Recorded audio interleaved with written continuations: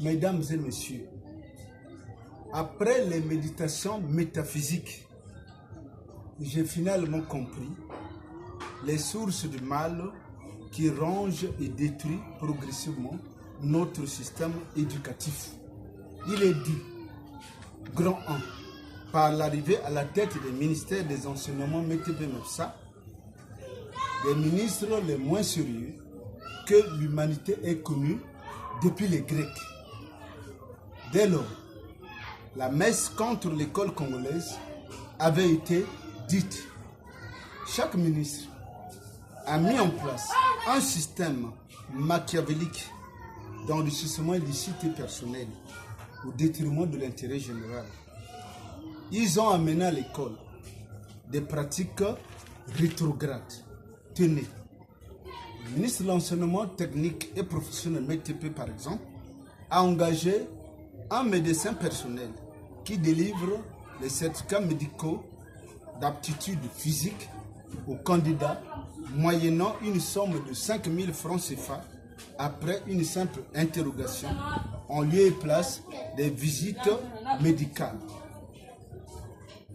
Il veut transformer ces centres d'encadrement en stage pour des candidats au bac.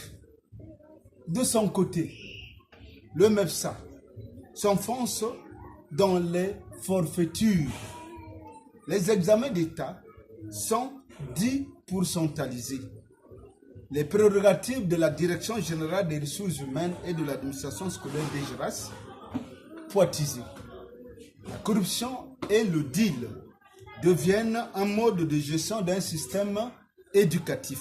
Bref, ils ne sont pas venus rendre service à la nation en général, au chef de l'État, son Excellence, M. Denis Sassou Nguesso, en particulier. Au contraire, ils sont en train de jouer le théâtre désolant à la tête des ministères des enseignements.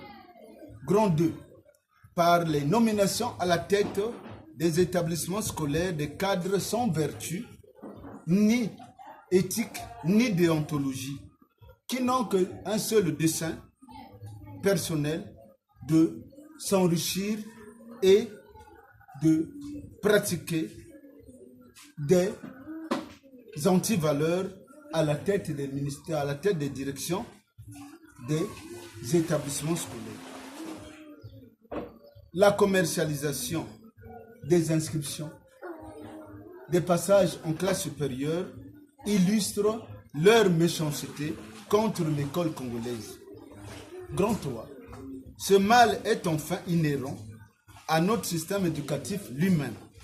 En effet, depuis notre accession à la souveraineté nationale en 1960 et ce jusqu'à présent, nous organisons nos examens d'État, nous évaluons trimestriellement nos apprenants, nous nommons nos chefs d'établissement et autres de la même manière comme les oiseaux qui jusqu'ici ne font que les mêmes nuits.